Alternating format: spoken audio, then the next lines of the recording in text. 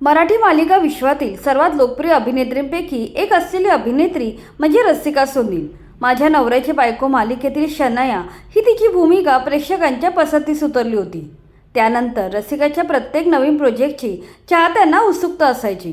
मात्र काही वर्षापूर्वी ती अचानक कमी दिसू लागली। सोशल मीडियावर देखील तिची उपस्थिती कमी कमी होत गेली। त्यामुळे प्रेक्षकांना प्रश्न पडू लागला की नेमकी रसिका कुठे गायब झाली आहे। प्रेक्षकांनी तिच्या करिअरबाबत वेगवेगळे तर्क लावले। काहींना वाटलं ती लग्नानंतर अभिनयापासून दूर गेली, तर काहींना तिचं करिअर संपल्याचीही शंका वाटू लागली।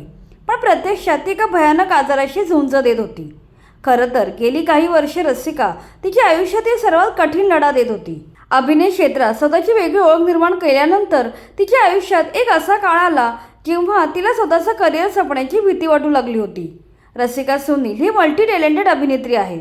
ती प्रशिक्षित भरतनाट्यम डान्सर आहे। शिवाय इंडियन क्लासिकल म्युझिकमध्ये ती संगीत विशारद आहे।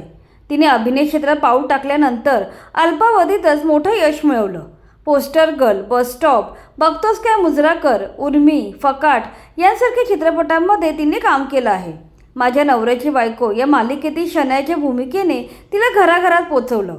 तिचा ग्लॅमरस अंदाज, दमदार अभिनय आणि सहज संवाद फेक यामुळे ती मराठीतील आघाडीच्या अभिनेत्रींपैकी एक मानली जाते। करिअरच्या शिखरावर असताना तिने वैयक्तिक आयुष्याला प्राधान्य दिलं। तिने सॉफ्टवेअर इंजिनियर आदित्य बिलागी यांच्याशी 2021 मध्ये विवाह केला। लग्नानंतरही ती अभिनय क्षेत्रात सक्रिय राहण्याचा प्रयत्न करत होती। मात्र याच काळात तिच्या आयुष्यात एक मोठं संकट आलं। एका मुलाखतीत रसिकाने सांगितलं तिला रोजेशिया नावाचा रोग झाला होता। या आजारामुळे तिच्या चेहऱ्यावर डाग आणि पुरळ उठले। परिस्थिती इतकी गंभीर झाली होती की तिला स्वतःचा चेहरा आरशात पाहण्याची भीती वाटू लागली होती। कितीही मेकअप केला तरीही काहीच फरक पडत नव्हता। त्यामुळे या काळात तिने स्वतःला सार्वजनिक कार्यक्रम, शूटिंग आणि मीडिया यापासून दूर ठेवलं।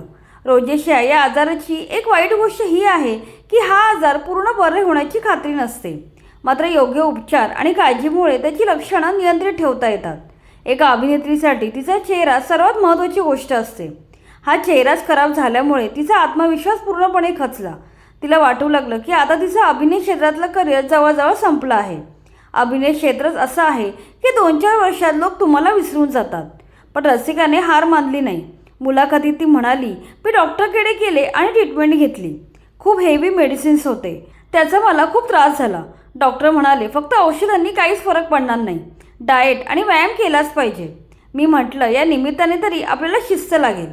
तेव्हापासून हे डोक्यात बसवलं की आता स्वतःला शिस्त लावायची। तेव्हापासून मी डाएट, नियमित व्यायाम हे सगळं कटाक्षाने पाळते। त्यानंतर हळूहळू गुण यायला लागला। आता सर्व काही ठीक आहे। आयुष्यात एक फटका खाल्ल्यामुळे आता समजूतदारपणा आला आहे। रसिकाने योग्य उपचार, कुटुंबाचा पाठिंबा आणि स्वतःची मानसिक ताकद यांच्या जोरावर या कठीण काळावर मात केली। ते स्वतःला पुन्हा सावरलं, स्वतःवर विश्वास ठेवला आणि आता हळूहळू ती पुन्हा कामाकडे वळाली आहे। आज ती पुन्हा त्याच उत्साहाने अभिनय क्षेत्रात सक्रिय झाली आहे। सध्या ती 2 वाजून 22 मिनिटांनी या नाटकात काम करत आहे। रोजेशिया या आजारामुळे रसिकाच्या चेहऱ्यावर मोठ्या प्रमाणात परिणाम झाला होता। तिचा आत्मविश्वास ढासळला होता आणि तिला स्वतःचं करिअर संपण्याची भीती वाटू लागली होती। मात्र जिद्द, संयम आणि सकारात्मक विचारांच्या जोरावर तिने या आजारावर यशस्वी मात केली आणि पुन्हा नव्या उमेदीने आपल्या अभिनय प्रवासाला सुरुवात केली।